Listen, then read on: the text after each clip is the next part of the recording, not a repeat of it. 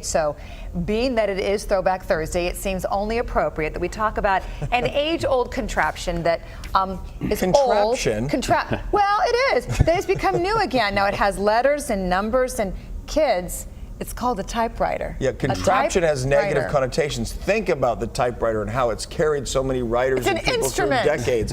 It's an institution. So we're bringing in Chris Sadeghi, and yes, the typewriter making a comeback. This is the reason we have Throwback Thursdays. We have things, we improve those things, then we get sick of those improvements, so we go back to what worked. We're going to talk more about the typewriter's comeback coming up at 6 o'clock, but I want to introduce you to somebody that we have in studio. We brought her in, Fatima Hershey. She knows a thing or two about typewriters. If you're ever out in Bishop Arts, keep an eye out. You may have seen her typing up poems for customers that are passing by. And we brought her into the studio this morning because when she's out in Bishop Arts, she actually lets her customers pick the topic. So we are going to put her to the test this morning. And Fatima, you told me you've been doing poetry for years, but the typewriter actually changed the way you did poetry. How so?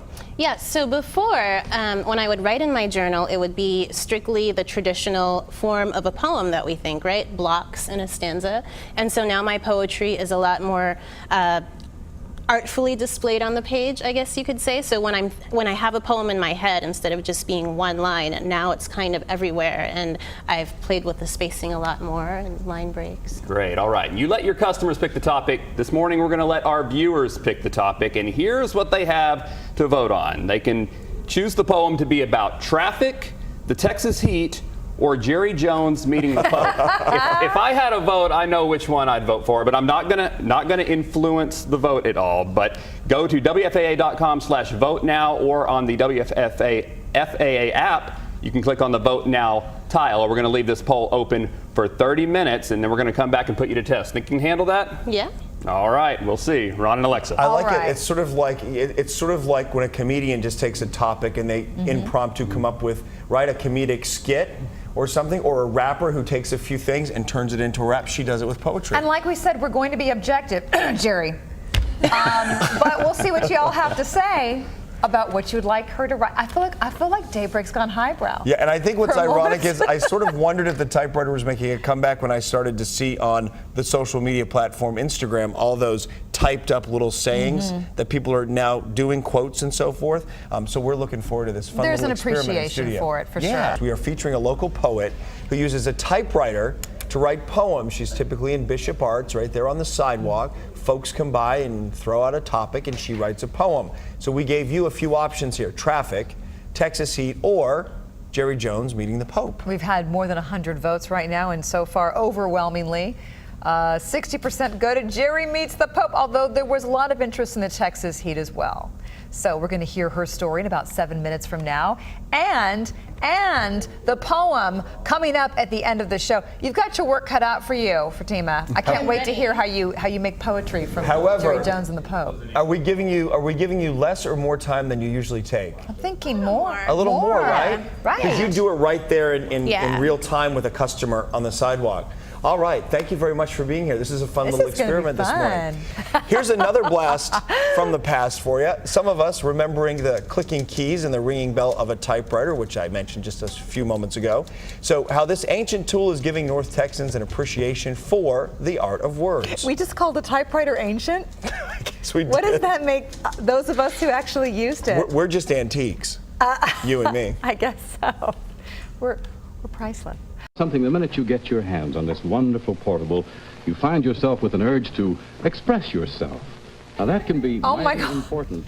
Express yourself. You have the urge to express yourself. How's this for a Throwback Thursday? You probably haven't seen a commercial like this one in a while. In fact, this one is from 1958. Remember that? That was a good year for you, Ron. Well, it's out with the new, actually. And back in with the old this morning on News 8 Daybreak. One of our producers called it ancient, although I don't know if I agree. But a North Texas woman with a love for vintage typewriters, do you hear her?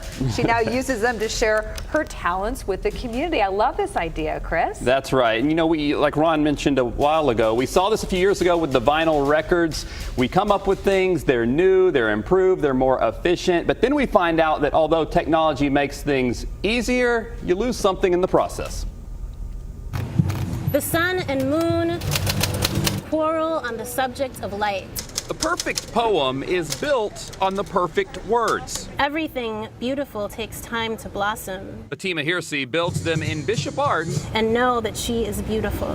using the perfect tool. It's a perfect machine. It's just like a poem. Everything serves a purpose. You can hear it, you can feel it. You can have a relationship with something like a typewriter that you can't have with a computer. And it's a relationship more want to experience. And they really want to learn and use and explore one of these. In Lakewood, the store Curiosities sells things from days gone by. There's a cool factor to it.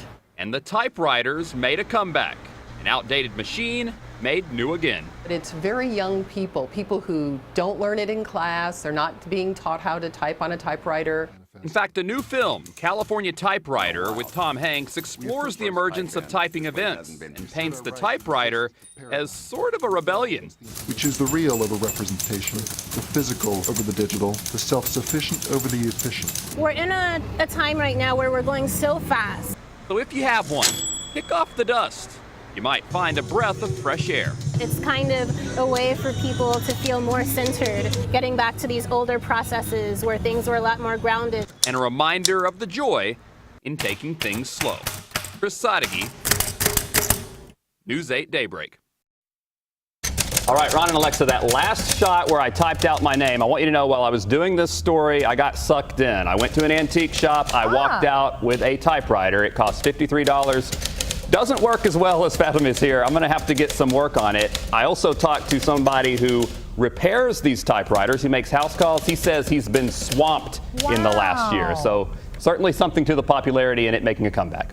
Yeah, you got to be careful. There's ribbons you have to put in there that have ink on them and all sorts of things. So that's something you have to consider as well. And remember the corrector, too. In some versions of typewriters, I'm not sure about Fatima's, but in some you can, yes, Greg?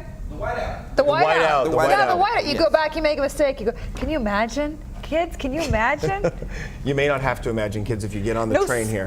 Get on the bandwagon. No spell check. No, you have to go to a dictionary. Do you know what that is? All right, the moment we've been waiting for has come. Chris? We've been talking typewriters all morning. News meets poetry. Jerry Jones meets the Pope. What do you have for us? And the new gods battle the old, turn into a book, a show. Everything is entertainment. Pope Francis knows the ways of the world, opens his home as a token of peace, invites new kings to combat indifference and injustice. Odin watches with one eye open. His ravens fly across all the land. Watch the people raise hands and voices in praise of a game well played. This is today's worship. Milk and bread is missing from windowsills. Ancestral altars have been replaced. Now we have Facebook and every kind of screen, perfect to discuss and display men who seem like gods. See those Herculean muscles, the way they fly across the field like Hermes. The Pope sees this holiness, does not listen to the god of war whispering in his ear to fear this new worship. This bridge is built to hold all considered holy.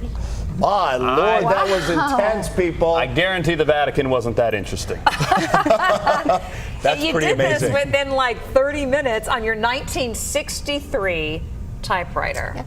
Very impressive. Can we frame that and keep that here? I think as a token of a gesture from you and something that we will continue to digest. Thank you very much. Thank you for having me. Good stuff. Yeah, and thanks to Chris for bringing us this great story. Thank you. It was and awesome. this Throwback Thursday. Yeah, and we'll post that online as well. Thanks for joining us, everyone. Don't forget, Good Morning America coming up here next, and we will keep you updated on weather and traffic in the next half hour. Take care.